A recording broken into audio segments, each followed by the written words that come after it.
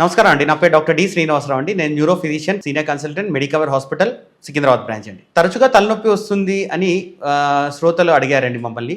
తరచుగా తలనొప్పి రావడంకి కారణాలు చాలా ఉంటాయండి. ఫస్ట్ థింగ్ మనము చూసుకోవాల్సింది ఏంటంటే తలనొప్పి ఏ భాగంలో మొదలవుతుంది, ఎక్కడ మొదలవుతుంది, ఎంతసేపు ఉంటుంది, వాళ్ళకు తలనొప్పి మొదలయ్యే ముందు ఏమైనా సూచనలు కనిపిస్తున్నాయా, ఆ సిమ్టమ్స్ ఏంటివి, వాళ్ళు తలనొప్పి ఎంత తీవ్రతరంగా అనుభవిస్తున్నారు, లేక ఒక వారంలో ఎన్ని రోజులు తలనొప్పి వస్తుంది, ఇలాంటి ప్రశ్నలన్నీ ఫస్ట్ మనము తెలుసుకోవాలి. తరచుగా తలనొప్పి రావడానికి కారణాలు వేరేగా ఉంటాయండి. అప్పుడు అడపదడప వచ్చే తలనొప్పి కారణాలు వేరు ఉంటాయి. కానీ మనం చూస్తున్నప్పుడు చాలామంది పేషెంట్స్ ఈ తలనొప్పి వస్తున్నప్పుడు నెగ్లెక్ట్ చేయడము, లోకల్గా వెళ్ళి డాక్టర్ దగ్గర సింపుల్గా టాబ్లెట్స్ తీసుకోవడము అలా ఫస్ట్ స్టార్ట్ చేస్తారు ఇనిషియల్గా. తర్వాత ఈ తలనొప్పి ఫ్రీక్వెన్సీ పెరుగుతూ అది తీవ్రతరం పెరిగి ఫ్రీక్వెన్సీ పెరగడంతో ఇది తరచుగా రావడం గమనిస్తూ ఉంటాం.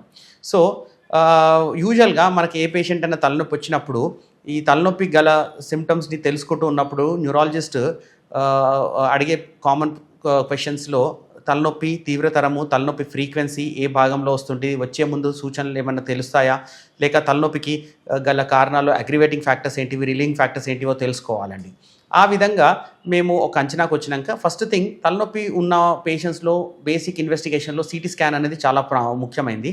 ఆ సిటీ స్కాన్ చేసినాక మెదడులో ఏమైనా గడ్డలు, కణితలు, క్రిములు, క్యాన్సర్ గడ్డలు అలాంటివన్నీ ఏమన్నా ఉంటే వాటికి ట్రీట్మెంట్ చేసుకోవాలి. లేని పక్షంలో నార్మల్ స్కాన్ ఉంటే వేరే కారణాలు అన్వేషించాలి. తర్వాత మెదడులో ఇలా క్రానిక్గా తలనొప్పి వస్తుందంటే ఏదైనా ఇన్ఫెక్షన్స్ ఉన్నాయా అని కూడా చూసుకుంటామండి. అలా బ్యాక్టీరియా లేక క్రానిక్ బ్యాక్టీరియల్ ఇన్ఫెక్షన్సా లేకుంటే ట్యూబర్కులస్ ఇన్ఫెక్షన్సా ఇలాంటివన్నీ తెలుసుకొని దానికి సంబంధించి వెన్నుపూస నుంచి చిన్నగా నీరు ఒకటి ఉంటుందంటే అది పరీక్ష చేసి వాడి ఇన్ఫెక్షన్స్ని ట్రీట్మెంట్ చేసుకోవడం ఉంటుందండి. తర్వాత ఈ తలనొప్పి వచ్చే పేషెంట్స్లో కూడా ఎక్కువ శాతం మనం గమనించేది ఏంటంటే వాళ్ళకు మెన్సెస్ ఫీమేల్స్లో ఎక్కువ కామన్గా మెన్సెస్ రెగ్యులర్గా ఉండకపోవడము, లేకుంటే ఒబేసిటీ ఉండడము, థైరాయిడ్ ప్రాబ్లమ్స్ ఉండడం ఇలాంటివన్నీ జరుగుతుంటాయి. సో వాటిని కరెక్షన్స్ చేసుకుంటే మనకు ఆ ఫ్రీక్వెన్సీ తగ్గుతుంది. తర్వాత వీళ్ళల్లో ఎక్కువగా మనము చూసేది ఇడియోపతిక్ ఇంట్రాక్యులర్ హైపర్టెన్షన్ అనే ఒక ఎంటిటీ అండి.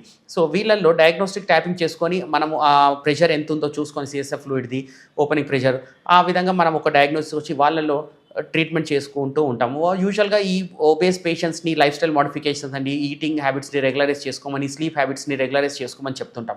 ఆ విధంగా మందులు వాడతాం. అలాగే ఈ మైగ్రేన్ టైప్ ఆఫ్ హెడేక్స్ అని కూడా కామన్గా వస్తుంటాయి. ఇవి తరచూ ఎక్కువ ఫ్రీక్వెన్సీలు వస్తున్నాయంటే క్రానిక్ మైగ్రేన్ అటాక్స్ అంటుంటాం. కాబట్టి వీటికి అక్యూట్ అటాక్ వచ్చినప్పుడు ఒక రకమైన మందులు వాడి తర్వాత ప్రొఫిలాక్టిక్ మెడిసిన్స్ అనేవి రెగ్యులర్గా వాడుతూ ఉంటే ఈ తరచుగా వచ్చే తలనొప్పుల్ని మనము వైద్య పర్యవేక్షణలో తప్పకుండా ట్రీట్మెంట్ చేసుకోవచ్చండి.